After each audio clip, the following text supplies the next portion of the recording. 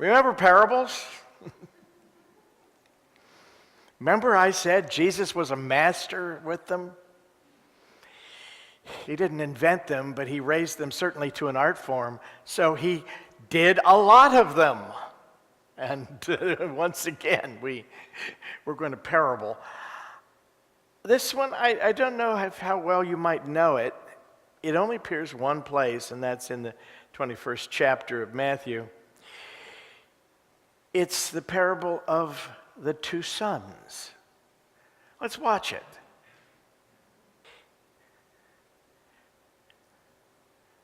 It's a straightforward parable, I think. Pretty clear. Pretty easy to understand. Now, what do you think of the son who says, "I want you to go and work in the vineyard"? And he says, "No. Yeah, I don't want to. I don't want to." No.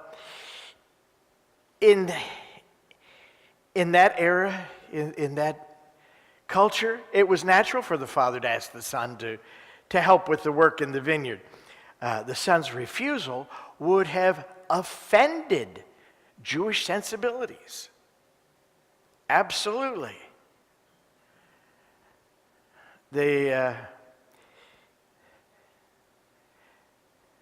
He was a very disobedient son. And you know what happens to disobedient children? Well, I remind you. It's from Deuteronomy, one of your favorites.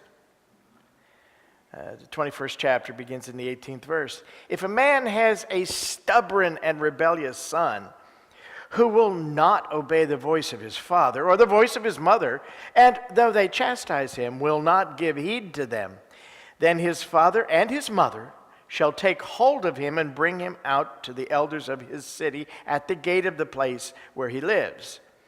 And they shall say to the elders of his city, 'This our son is stubborn and rebellious. He will not obey our voice. He is a glutton and a drunkard.'" They said that about Jesus. "Then all the men of the city shall stone him to death with stones. So you shall purge the evil from your midst, and all Israel shall hear and fear." Makes you realize you're pretty lucky to be alive, aren't you? I know I am. Boy, that was close. The other son, he says no, but changes his mind.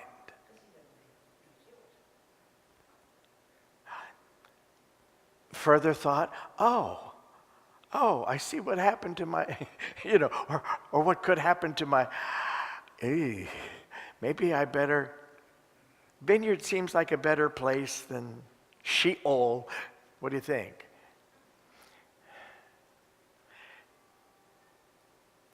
Two different consciousnesses. One says no and means it. One says no and means yes on second thought. It's certainly an indication that we get a second chance. He said no, but he didn't get run right out and stoned to death. No. He got to live long enough to work in the vineyard because he rethought. Reminds me of the prodigal son. He wanted his inheritance now. Give me my good now so I can take it out and I can have a good time. It's mine. So the father did, and he went out. And you remember the riotous living? You have never done that, I'm sure.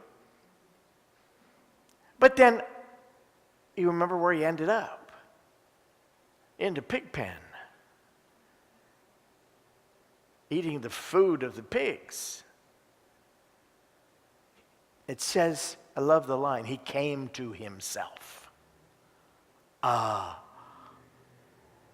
am I doing here? And it's my own fault.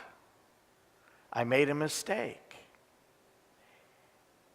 He's somewhat like the second son who says, no, but then rethinks. He comes to himself and does what is right and good.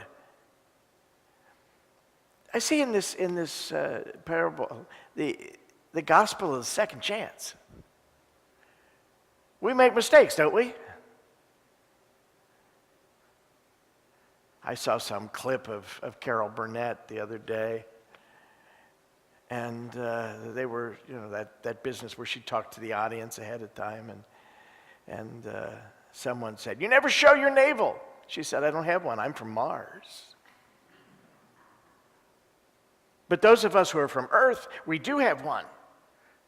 And as long as you have one, what does that indicate? We make mistakes. Yeah.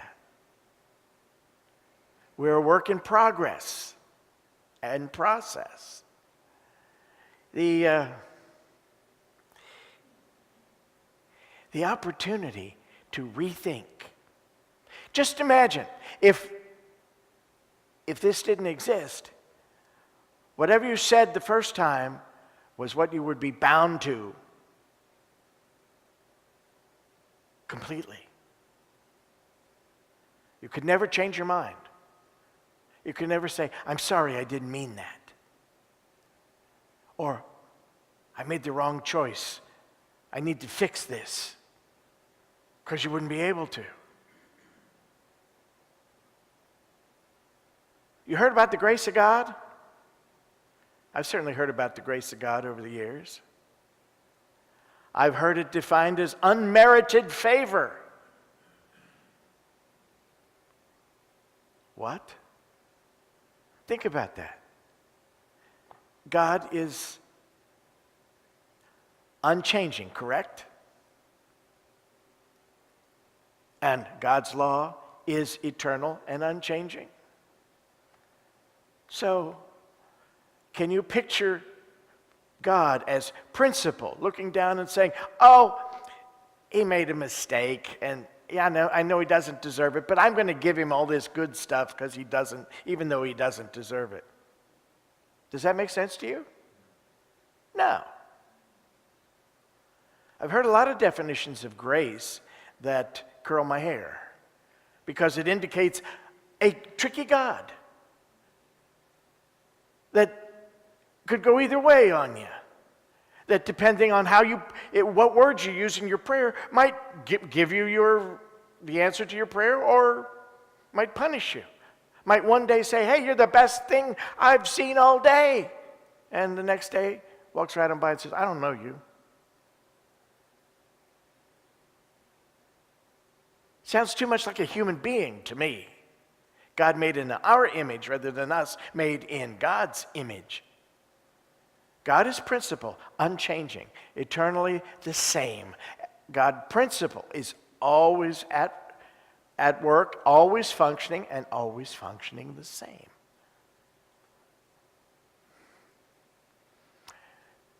Grace, think of it like the prodigal son. He made his request. He didn't die after making it. He got to experience the results of his request. Decided, "Hey, this is not what I wanted. This is not what I intended. I have made a mistake." It says in the story, he came to himself, and as he turned to go to the Father, it says the Father came out to meet him. That he was never separated from the Father. The Father was right there with all the good, the shoes, the golden ring, the fatted calf. The grace of God means that your good is always there, no matter whether you accept it or not. No matter what you do, it's always there. What keeps it from coming to you is a state of consciousness, some kind of attitude, thought, or belief within yourself. So the moment you change that, come to yourself, turn and, as the prodigal, to go back to the Father, turn back into an awareness of the presence of God, the presence of God's good. What happens? It opens up for you. Requirement is you change your mind. You rethink. As long as I keep thinking negative things, what am I going to get? Exactly. The universe isn't going to take the negative away. I'm going to keep creating it. So, the first son absolutely makes a mistake, apparently sticks to it. No, you can't make me. Come on, little boy, we're going out to the city gate. Take a little walk. The elders want to talk to you. And what's the punishment? The Middle Easterns use amplification. So rather than saying he experienced the results, some pain and suffering as a result of his choice, could call that a spanking, they make it death. And so do we. Death of our good. Death of our joy and happiness. When you make the wrong choices, when you project and think and believe in the wrong thing, things that do not bring you your good, they bring you the opposite. Difficulty, challenges. That's death of your good. Frustration of God's good that is seeking to make its presence known in your life.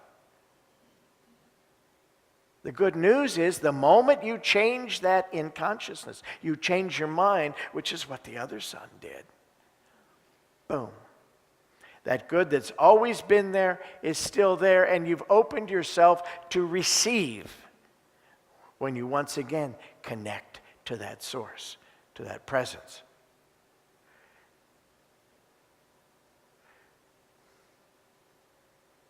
In a way, I found this word going through my head over this parable. Imagineer. Imagineer. You know what an engineer is? Well, rather than saying we engineer our experiences, we could say, I imagineer my experiences by the thoughts, my active imagination, the images I hold in my head. So the moment we imagineer, a move to true, what is real, what is eternal, what is life-affirming instead of problem-creating, the picture changes. The experience changes. You connect to that grace of God which says God is always present, God's good is always present.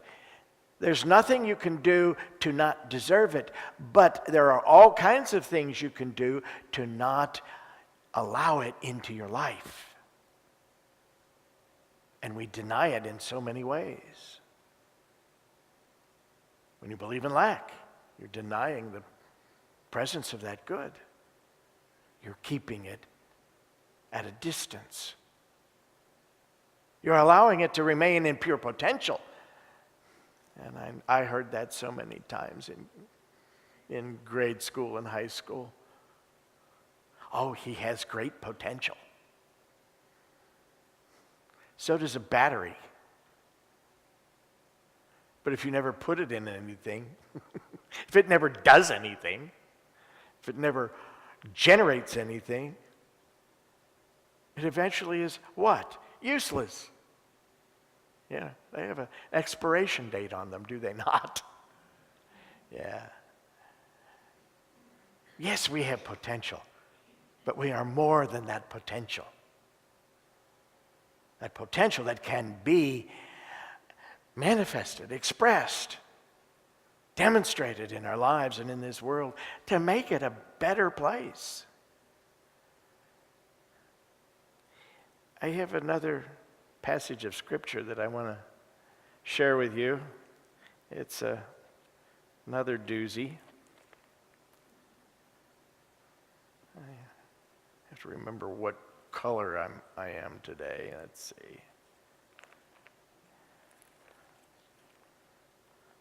It's this one, okay.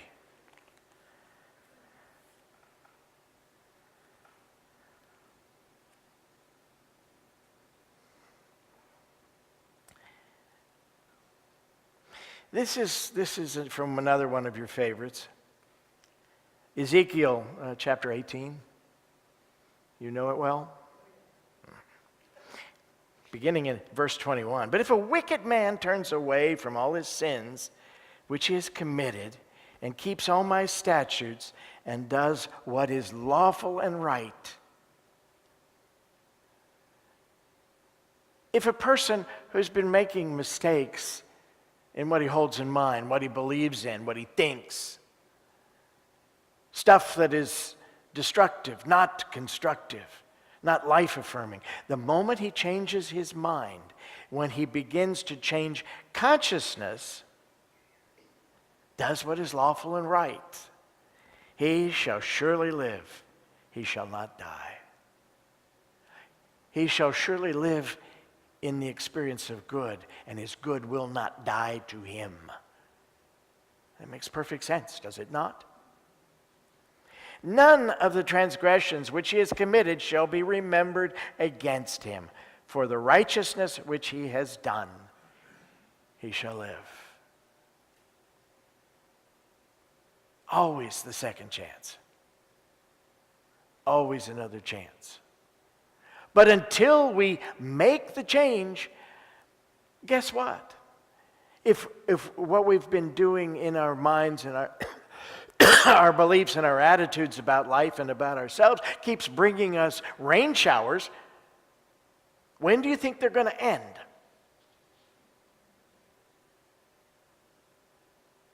When we stop imagineering rain showers. When we stop believing that there must be rain showers, that nothing good can come to us, that we're not worthy, that we're not good enough, that there isn't enough of life, love, substance, intelligence, anything. So, it's important to remember, no matter what you've believed in the past, no matter what you believe now, the moment you change it, all the good that's been out there waiting for you, all the good that's been available to you, the moment you change your mind, and it's right there. It's like opening the windows of heaven and seeing the abundance that's been prepared for you since the foundation of the world. None of us wants to die to our good, right?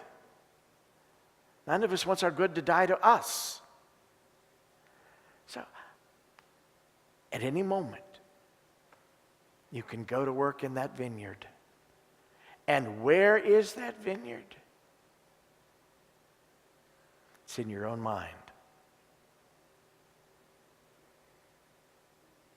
Tending the thoughts, the attitudes, the beliefs that you hold about God, about you, about your life. Change those in that garden of the mind, that vineyard of the mind, and you produce great grapes that produce the wine of heaven, the wine of eternal life, eternal good. Jesus said in the Sermon on the Mount, "Except your righteousness shall exceed the righteousness of the scribes and Pharisees." Remember, they were not too righteous. you shall in no wise enter the kingdom of heaven. This is the key to the kingdom of heaven. The key is change your mind. Tend the vineyard of your mind and produce good fruit. Grace is that God's good is always available to you. It's never withheld from you. We withhold it from ourselves.